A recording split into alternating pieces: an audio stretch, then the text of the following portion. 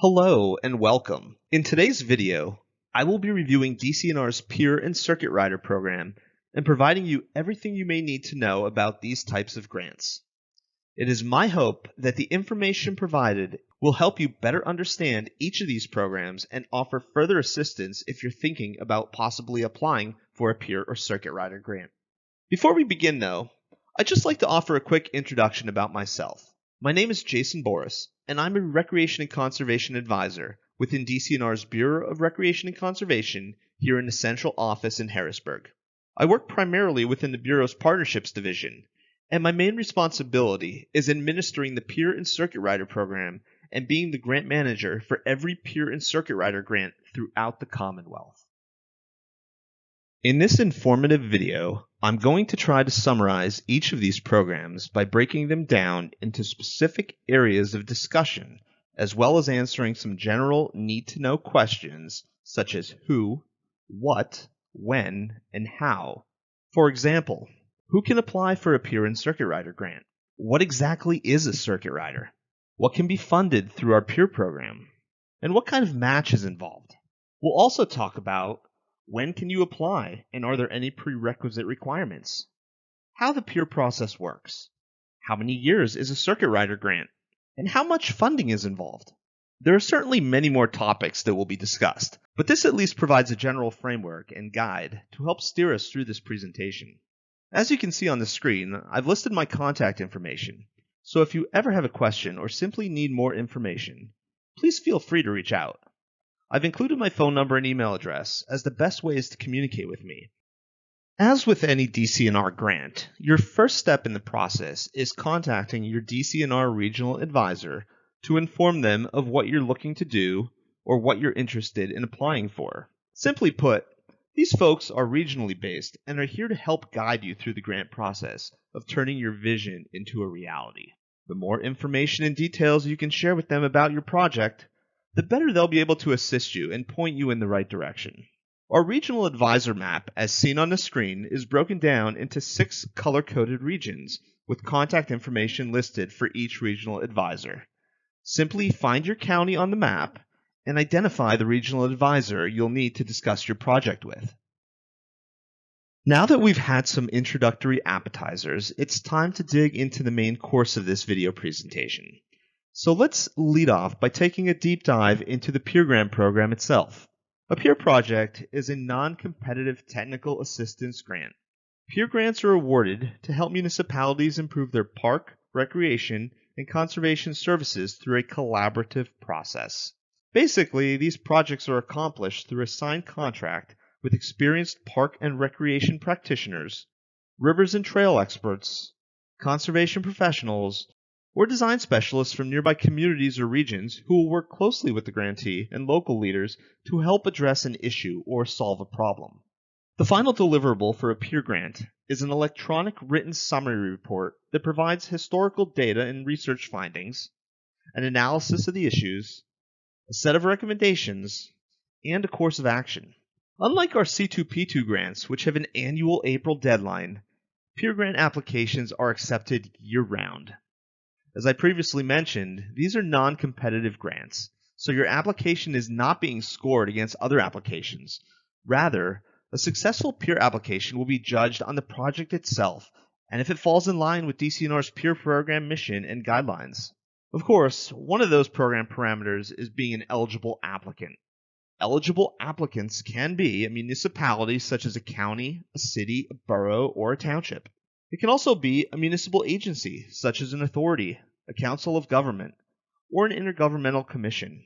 One thing that I will point out is that private organizations and nonprofits are not eligible to apply for a Peer grant. Peer grants can come in many different shapes and sizes. So let's take a look at a few examples of some eligible projects. Exploring the creation of a new regional recreation and park agency, which can also include the creation of an intergovernmental agreement of cooperation. A little bit of a fun fact here. Over the past 12 years, approximately 40% of our funded Peer projects have dealt with regional recreation and intergovernmental cooperation. Other such examples of Peer projects can include, but are not limited to, Capacity building opportunities to better develop, manage, and promote recreation, park, pool, and trail facilities. Installation of maintenance of green infrastructure, and conservation of our natural resources. Strategic plans and site-specific planning. Facility, revenue, and operation plans, such as for a community center, a sports complex, an ice rink, or a swimming pool. Developing a regional trail maintenance and management plan. Walkability and safe routes to parks assessments. Completing small-scale design work, such as developing conceptual or preliminary plans, and exploring the possibility of developing a new facility to accommodate park and recreation needs and emerging trends. Now that we've talked about some of the eligibility requirements of a peer project, let's take a quick look at the application itself. The grant application can be completed online in the DCNR Grants Customer Service portal, just like any of our other grants, and must include a basic scope of work that describes what the applicant would like the peer consultant to study, identify any current issues or challenges, detail what is hoped to be achieved, and provide a general cost estimate. If the application is successful, it may take up to 6 to 8 weeks to receive a fully executed grant agreement. The minimum grant amount that you can request is $10,000, and the maximum grant amount is $18,000. That being said, most peer grants typically range from $15,000 to $18,000. As far as match goes, the grantee must provide at least 10% cash match. Therefore, if you apply for the maximum grant amount of $18,000, you'll have to provide a local match of $1,800 for a total project cost of $19,800. I would strongly encourage you to work with your regional advisor or myself to help determine the appropriate level of funding to be requested. Eligible costs and expenses for a peer grant include peer consultant fees, which would probably be the majority of your project cost, travel and subsistence expenses, clerical support and printing costs, and solicitor fees if needed to review a draft of an intergovernmental agreement. The final component of a peer grant that I'd like to discuss is the actual process and timeline. First, what is the process for determining and choosing your peer consultant? Once a grant contract is in place, DCNR will recruit a pool of qualified professionals from our peer consultant database that are willing to take on the project. A short list of possible candidates, usually 3 or 4 names, will be provided to the grantee, along with their contact information. The grantee will then reach out to the possible candidates, whether that's through an email questionnaire, a phone interview, or a video call, to ask questions and gather information about the candidates. This is very similar to a job interview. While DCNR can provide feedback, it will ultimately be up to the grantee to decide and select the peer they feel best meets the criteria established to complete their specific project. If the grantee has identified someone specific that they would like to see included in the candidate pool, a conversation must be had with DCNR prior to the recruitment process. The final thing I'd like to touch base on is the timeline and how long it generally takes to complete these types of projects. Peer grant contracts are for 3 years, but we typically like to see these grants completed in a year to a year and a half after a contract has been executed between the grantee and the peer consultant. I've seen peer grants completed in as little as 10 months, but the timeline typically depends on your peer's workload, availability, and schedule. After spending the last few minutes giving you a brief overview of our peer program, I'd now like to transition and take a quick look at our Circuit Rider grant program and everything that goes with it. Unlike a peer grant, which basically offers technical assistance in the form of a plan, a Circuit Rider grant provides you a capacity building opportunity in the form of a person. In its most basic definition, a Circuit Rider grant provides financial assistance for county, regional, or multi-municipal organizations to hire a professional full-time recreation and/or conservation staff person. The Circuit Rider's purpose is to coordinate, complement, initiate, and expand new programs and services, either countywide or across multiple municipalities that individually do not have the financial resources to hire a professional staff person. The intended result of such a hiring is to initiate new regional programs and services to meet a community's recreation and conservation needs more efficiently and effectively. Often, the project encourages intergovernmental cooperation through a written agreement that enables communities and organizations to pool their financial resources together to assist in supporting a full-time staff person. Like peer grants, circuit rider grants are non-competitive in nature, and applications are accepted year-round. However, to be eligible for circuit rider funding, a grantee must first have successfully completed a peer grant with the Bureau. A peer grant is essential in this process because the recommendations and action items that come out of these peer reports often justifies the need for a circuit rider and provides you a basic roadmap and documentation on how to get there. Think of this as a two-step process. Step 1, peer grant. Step 2, circuit rider grant. And in order to get to step 2, you first need to complete step 1. Now that we know what a circuit rider is and what this particular grant entails, let's take a look at eligible applicants and projects. First, who should apply? To be eligible for circuit rider grant funding, 2 or more municipalities must cooperate in an intergovernmental or regional effort. This multi-municipal partnership can also include a local school district. When filling out an application, the grantee will be only one of the municipalities in the partnership. Other eligible applicants include a county or multiple counties partnering together, or a multi-municipal agency such as commissions or authorities.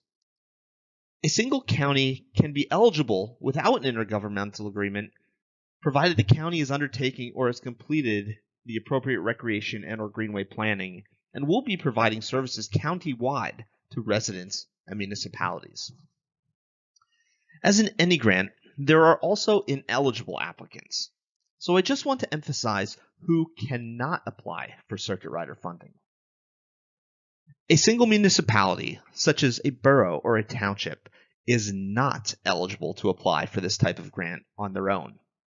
Unless, of course, it is on behalf of the multi-municipal partnership as noted above. Secondly, nonprofits and private organizations are not eligible to apply for a circuit rider grant either. Again, if you have questions about your eligibility status, I would suggest contacting your regional advisor for further assistance. Next, I'd like to give a few examples of circuit riders and eligible projects.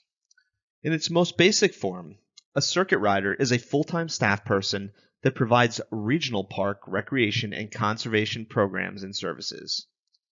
Examples of this can be a full-time parks and recreation director that is hired to expand recreational opportunities for a multi-municipal agency, county, or multi-county effort. This is probably the most common type of circuit rider we fund. A county greenway and open space coordinator that is hired to help implement a county greenway and open space plan. A regional trail network manager that helps manage and maintain existing trails in a specific region, while also assisting in creating new trails, closing trail gaps, and promoting trail-related opportunities. A natural resource manager that aims to protect and conserve natural resources like water, soil, plants, and wildlife within a designated area. Now that we know the role of a circuit rider, let's take a brief look at the grant itself. A circuit rider grant spans 4 years, with DC&R funding decreasing annually over those 4 years. We'll dive a little bit deeper into the actual funding structure in the next few slides. I'd also like to point out that the contracted grant funding includes the circuit rider's salary plus any approved training and mentoring costs. Since recreation entities vary by structure, size, and location, the grantee determines the circuit rider's salary that best aligns with their scope of work and demographics. Taking into consideration our most recent circuit rider grants, An estimated starting salary for a first-year circuit rider is generally in the range of $45,000 to $60,000. Next, I'd like to review the funding structure for a circuit rider grant. These types of grants have some very unique characteristics that are much different from our regular C2P2 grants. First, circuit rider grants have a lifespan of 4 years, with each year having a very specific begin date and end date. Each of those years, DCNR awards the grantee funding to pay for the circuit rider. However, each year, our portion of the funding depreciates by 25%. For example, in the first year of the grant, DCNR will fund 100% of the circuit rider's gross salary. In addition, we also offer $1,500 for mentoring costs and $1,000 for training expenses. In the second year, we fund 75% of the circuit rider's gross salary, as well as include another $1,000 for training expenses. In year 3, we fund 50% of the gross salary, and in year 4, DCNR provides 25% of the circuit rider's salary. While the grant ends after 4 years, it is our hope that by that time, the organization is self-sufficient and financially stable for the circuit rider to continue into future years without financial assistance in the form of salary relief from DCNR. I'd also just like to quickly touch base on the available mentoring and training budgets that I mentioned earlier. Mentoring costs enlist the help of another qualified professional, oftentimes the person who did your peer study, to help the circuit rider through the trials and tribulations of their initial year. This person can be a sounding board to bounce ideas off of, offer strategic planning advice, or provide professional development for the circuit rider and/or board. The grant also offers up to $2,000 for Bureau-approved training expenses, typically $1,000 in the first year and $1,000 in the second year of the grant. DCNR encourages and supports professional development of its circuit riders, so any conferences, courses, trainings, or certifications are eligible for reimbursement at the end of each year, as long as you provide a proof of purchase, such as an invoice or receipt. While a training and mentoring budget is typically made available in the first and second years of the grant, this money carries over for the duration of the grant and can be used at any time. However, one thing I'd like to point out is that the money allocated for training and mentoring is use it or lose it, so it is highly recommended that the grantee takes advantage of these opportunities. Again, I'd just like to reiterate that the funding obtained in a circuit rider grant can only be used to pay for a circuit rider's salary. So with that being said, there are obviously items that our grant funding cannot be used on. So let's take a quick look at some of those ineligible costs. Upfront costs for developing an intergovernmental agreement, advertising the job, conducting interviews, and meeting advertisements. Fringe benefits for the circuit rider, such as life and health insurance, workers' compensation, a retirement package, and a pension plan. Other ineligible costs are office space, equipment and supplies, clerical assistance, and initial startup costs such as a phone, stationery, mileage, travel expenses, etc. Liability insurance for the director, the board, and program participants. For our next slide, I'd like to walk you through the typical selection process of a circuit rider. Similar to any employment opportunity, there are policies and procedures in place to ensure you get the right person for the job. First, the grantee will appoint a selection committee.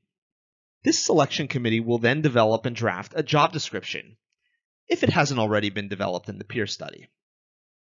The job is then advertised through proper channels. Places that I would encourage you to advertise are locally on websites, newsletters, or newspapers, online job sites, and of course on the Pennsylvania Recreation and Park Society's Job Center, where you can attract a strong candidate pool. Once the committee comes up with a short list of potential candidates, the selection committee, along with a DCNR representative, will interview the top candidates. This can be done in person or remotely. The committee will then make a hiring recommendation to DCNR, and once DCNR approves, the committee will extend an offer of employment. Throughout this process, DCNR will be available to offer feedback and opinions, but all decisions will ultimately be made by the appointed committee. To wrap up our discussion on circuit rider grants, I'd like to plug in some numbers to give you a visual look at what the salary allocation will look like for the duration of the grant, specifically on the funding responsibilities of both DCNR and the grantee. The example I'm going to use is a regional recreation director with a starting salary of $60,000. For simplicity's sake, I'm going to assume a static annual salary that doesn't include yearly raises or salary increases. As you can see, DCNR fully funds the entire first year of the director's salary to give the grantee a good startup buffer as they get organized. The grantee will be responsible for providing office space, supplies, and benefits not eligible to be covered with grant funding, but for the salary itself, we are paying for the entire first year at 100%. With each subsequent year, you'll see that our allocation decreases by 25%, while the grantee's commitment increases by 25%. The goal is that with each passing year, the organization is increasing their revenue streams through projects, programming, and partner contributions as they strive to be completely self-sufficient by the end of the fourth year. If you look at the first 5 years of the position, you'll notice that it ultimately ends up being a 50-50 split between DCNR and the grantee when looking strictly at salary cost.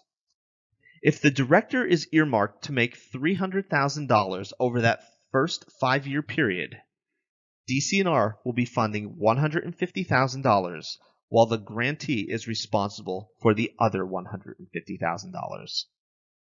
One important thing to remember is that a circuit rider is not intended to just be a 4-year position.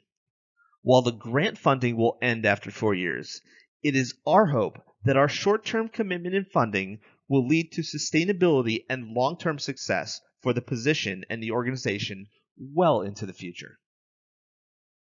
This concludes our brief presentation on peer and circuit rider grants. It is my hope that you've gained a better understanding of each of these funding opportunities and that you now have all the information necessary to consider applying for these grants. I've included screenshots of our rack cards for each program that provide some general information as well as tools to access our DCNR Grants Customer Service Portal and Regional Advisor Map. Should you have any questions or need additional information, please feel free to reach out to myself or your regional advisor. We are here to help you throughout the process. Again, thank you for viewing this presentation, and I wish you the best of luck with your DCNR applications and grant-related needs.